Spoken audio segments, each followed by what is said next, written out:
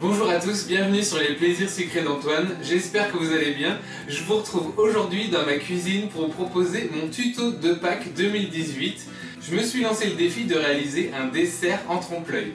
Il se compose d'un entremets avec une base de biscuits à la vanille, d'un crémeux citron jaune basilic, d'une mousse à la vanille, le tout recouvert de spray velours et d'un cerclage en chocolat effet panier, avec de la crème verte pour rappeler la pelouse, des œufs en trompe-l'œil et quelques fleurs pour la déco. J'enfile tout de suite mon tablier et je vous montre la recette. Je débute ma recette par la réalisation de ma crème citron basilic avec ces quelques ingrédients. 180 g de jus de citron jaune, 8 feuilles de basilic frais, 165 g d'œufs entiers soit environ 3 gros œufs, 170 g de sucre de canne et 200 g de beurre doux à température ambiante. Je blanchis pour commencer mes œufs entiers avec mon sucre de canne. Donc, tout simplement dans ma casserole, hop, j'ajoute le sucre et je viens fouetter l'ensemble. Lorsque mes œufs et mon sucre sont bien mélangés, j'y ajoute le basilic que j'ai ciselé en petits morceaux et mon jus de citron jaune. Et je vais cuire l'ensemble sur feu moyen sans cesser de remuer jusqu'à frémissement. Pas totalement à l'ébullition mais jusqu'à frémissement. Lorsque ma crème au citron a bien épaissi et juste avant d'atteindre l'ébullition, je vais tout simplement la chinoiser pour récupérer les morceaux de basilic.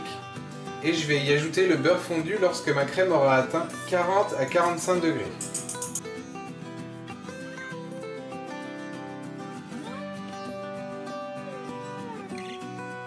Ma crème au citron est maintenant à 42 degrés, donc je vais pouvoir ajouter mon beurre et le mixer à l'aide de mon mixeur plongeant.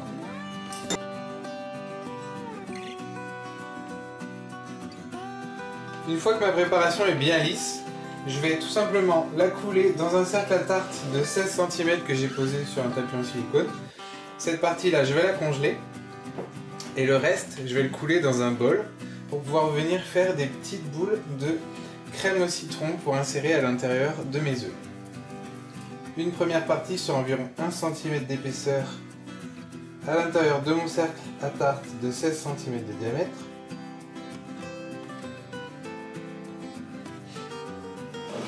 Et le reste dans un bol à part. Donc mon cercle, je le place au congélateur et mon bol au frigo. Je laisse mon crémeux citron basilic reposer 3 heures au congélateur pour le cercle et 3 heures au réfrigérateur pour le bol. En attendant, je prépare ma mousse à la vanille avec ces quelques ingrédients. 330 plus 150 g de crème liquide entière à 30% de matière grasse minimum, 240 g de chocolat blanc de couverture à 34% et 3 g de vanille en poudre. Je commence par faire fondre mon chocolat blanc au micro-ondes à puissance minimum. Une fois que mon chocolat blanc est complètement fondu, je vais le laisser de côté et je porte à ébullition ma petite quantité de crème avec ma vanille en poudre. Donc le tout à ébullition. Ma crème est maintenant à ébullition, je vais la verser en 3 fois sur mon chocolat blanc fondu et je vais émulsionner entre chaque ajout. Donc j'ajoute un premier tiers.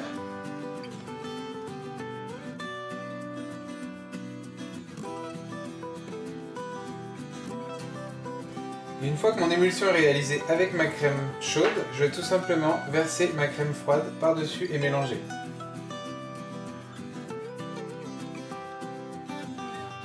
Et lorsque ma crème est bien homogène, je vais tout simplement la filmer au contact et la réserver au réfrigérateur au minimum 3 heures. Au frigo. Une fois que ma crème vanille repose au frigo, j'attaque avec mon biscuit à la vanille avec ses ingrédients. 85 g de poudre d'amande, 65 plus 10 g de cassonade, 20 plus 90 g de blanc d'œuf, 35 g de jaune d'œuf, 5 g de vanille en poudre, 20 g de crème liquide entière à 30% de matière grasse, 15 g de sucre en poudre, une pincée de sel, 70 g de beurre fondu, 35 g de farine, 2 g de levure chimique. Je transfère dans le bol de mon robot ma poudre d'amande mon sucre glace, la grande quantité de sucre de canne, la petite quantité de blanc d'œuf, mes œufs, mes jaunes d'œufs, mon beurre que j'ai fait fondre au micro-ondes, la crème liquide, la vanille en poudre et ma pincée de sel. Je vais travailler le tout à la feuille jusqu'à l'obtention d'une pâte homogène. Lorsque j'obtiens une préparation bien homogène, je vais la transférer dans un saladier pour rendre mon bol du robot disponible.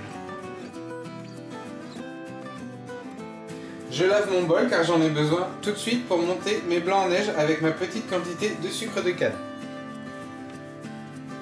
Mon bol est tout propre, je vais pouvoir monter mes blancs en neige. Donc je transfère la grande quantité d'œufs dans mon batteur. Et cette fois-ci, je vais utiliser mon fouet. Donc je vais ajouter ma petite quantité de sucre de canne au fur et à mesure. Lorsque mes blancs sont mousseux, je vais tout simplement pouvoir les incorporer à ma préparation précédente. Donc j'ajoute pour commencer une première spatule de blanc et j'intègre délicatement pour détendre un peu ma préparation. Je vais ensuite tamiser au-dessus ma farine et ma levure. Et j'intègre le tout avec ma maryse. Pour terminer, j'incorpore le reste de mes blancs. Donc toujours délicatement à l'aide de ma maryse. Il ne me reste plus qu'à dresser ma préparation dans un cercle à tarte de 16 cm de diamètre. Donc que je pose sur un tapis en silicone. Le tout sur une grille de four. J'ai prévu un deuxième cercle un peu plus petit si jamais j'ai trop de préparation. Je vais environ verser 1 cm à l'intérieur du cercle.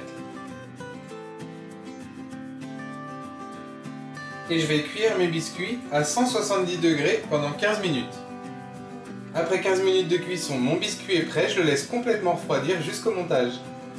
Je continue ma recette en réalisant mes jaunes d'œufs en trompe-l'œil avec le crémeux qui me reste dans le bol qui était au frigo. Après 3 heures au frigo, j'ai replacé mon crémeux au citron 1 heure au congélateur. Donc les trous, c'est que j'ai fait des petits essais pour voir si c'était assez ferme.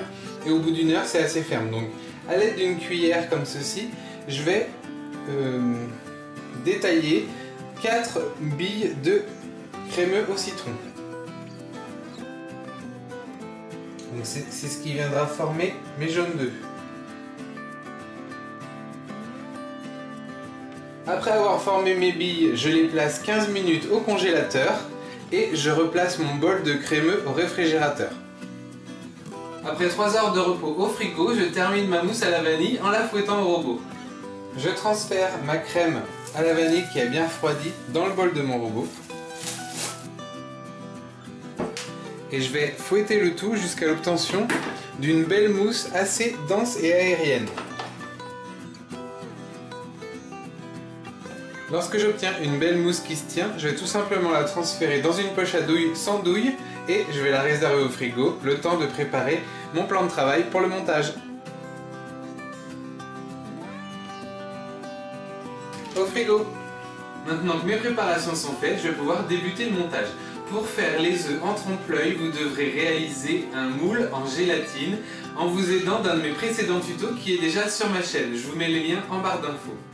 Je commence par pocher ma mousse à la vanille sur environ 2 cm à l'intérieur de mon moule Universo de chez Silicomart que j'ai posé sur ma planche à découper. Avec le dos d'une cuillère, j'amène ma crème le long du bord pour éviter toutes les bulles d'air. J'aplanis la surface et je vais pouvoir y déposer mon insert au citron. J'appuie légèrement pour que la crème remonte à hauteur. Et par-dessus, je poche une petite couche de crème à la vanille. Pour terminer, je dépose mon biscuit que j'ai désépaissi légèrement à l'aide d'un couteau. Et j'appuie également. Et je vais pouvoir combler le trou entre le biscuit et le moule avec un petit peu encore de crème. J'égalise la surface avec le dos de ma cuillère toujours. Et je place le tout au congélateur toute la nuit. Je réalise ensuite mes œufs en trompe-l'œil à l'aide de mon moule en gélatine. Je remplis dans un premier temps la base de mon moule avec donc la crème vanille qui me reste, en prenant soin de bien épouser tout le moule.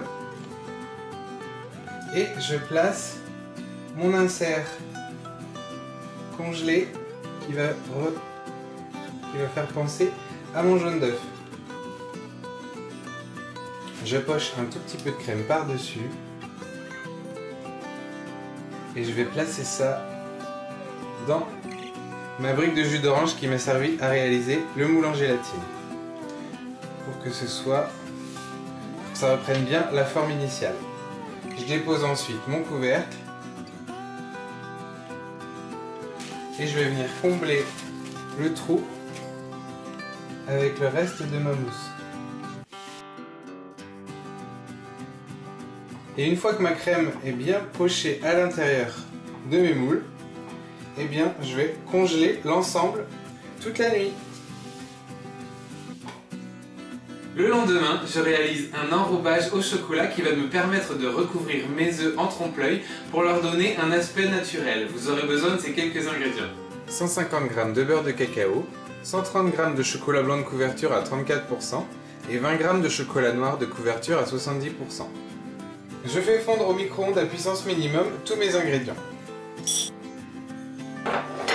Lorsque tout est entièrement fondu, je vais transférer le tout dans un verre mesureur et je vais ajuster ma couleur avec un peu de colorant blanc liposoluble parce que j'ai envie que la couleur ressemble un peu plus à une couleur d'œuf normal, d'œuf classique. Du coup, j'ajoute un peu de colorant blanc et je mixe. Une fois que mon enrobage est terminé, je vais attendre qu'il refroidisse à 32 degrés avant de pouvoir enrober mes œufs qui sont encore au congélateur. Mon enrobage est maintenant à 35 degrés, donc le temps qu'il descende à 32, je vais tout simplement démouler donc mes œufs qui sont dans mon moule en gélatine. Et à l'aide d'un cure-dent, je vais piquer chaque œuf pour pouvoir le tremper dans l'enrobage. Je verse mon enrobage dans un verre jusqu'à environ 2 cm du haut pour éviter que ça déborde quand je vais tremper mon œuf. Si ça manque un peu de régularité au niveau de la jonction, je vais tout simplement gratter un peu légèrement avec un couteau. Et ensuite, je vais venir immerger mon œuf dans mon enrobage.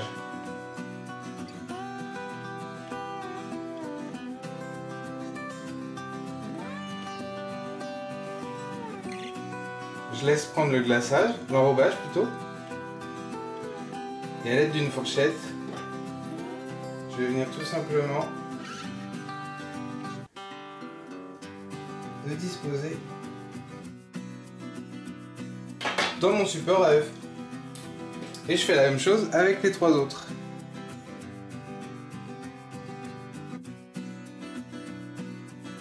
Et je peux replacer le tout ensuite au réfrigérateur jusqu'au montage. Je recouvre ensuite mon entremets de spray velours. Je viens de sortir et de démouler mon entremets, donc je vais tout simplement le vaporiser avec du spray velours vert dans un endroit adapté parce que ça en met un petit peu partout. Une fois que le spray velours est déposé sur mon entremets, je le replace au frigo. Tous les éléments de déco de mon dessert sont presque prêts, j'ai juste à réaliser mon cerclage effet panier. Pour cela, j'ai tout simplement dessiné avec du beurre de cacao coloré en marron un motif effet panier sur 2 bandes de rhodoïdes sur lesquelles j'ai coulé ensuite un chocolat blanc tempéré.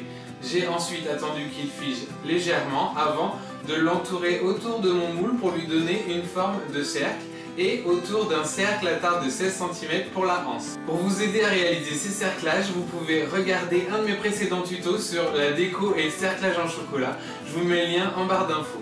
Maintenant que mon cerclage est réalisé, il me reste encore une dernière étape avant de débuter la décoration de mon gâteau, c'est la coloration de mon reste de crème au citron. Je vais légèrement teinter mon reste de crème au citron qui était resté dans mon bol au frigo en couleur verte pour rappeler un peu la pelouse.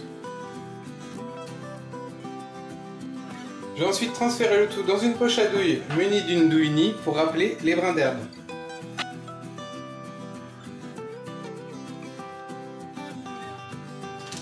Et je place au frigo jusqu'au montage. Comme vous avez pu le voir, c'est un dessert qui nécessite pas mal de préparation, mais voilà, tout est prêt, donc je vais pouvoir débuter le montage de mon dessert de Pâques. J'ai disposé mon entremets sur mon plat de service. Je vais commencer par mettre le cerclage, donc le grand cerclage. J'oublie pas d'enlever le rhodoïde. Je vais légèrement couper le cerclage à la longueur désirée.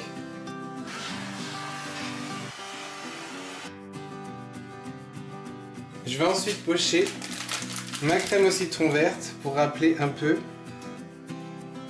la pelouse et je vais laisser un peu déborder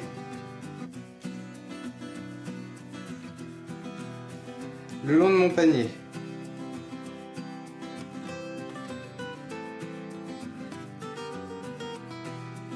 Une fois que mon effet pelouse est déposé, je vais pouvoir faire comme un petit nid avec mes œufs. Et pour terminer, je positionne la hanse de mon panier, donc j'enlève aussi le rhodoïde.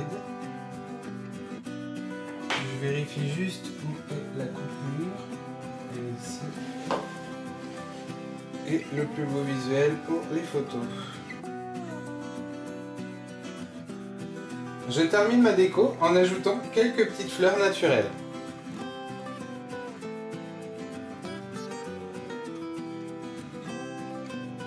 La recette de mon dessert de Pâques en trompe-l'œil est maintenant terminée. J'espère qu'elle vous a plu. Je vous avoue que c'est un dessert qui demande pas mal de préparation, donc je vous en veux pas si vous ne le faites pas entièrement, mais j'espère que vous aurez appris quelques techniques. N'hésitez pas à laisser des pouces à ma vidéo pour me soutenir, à la partager autour de vous, à me laisser des commentaires et à continuer à vous abonner à ma chaîne. Je vous attends également sur mon Facebook et mon Instagram, je vous mets les liens en barre d'infos, et je vous dis à très bientôt pour une nouvelle recette. Ciao!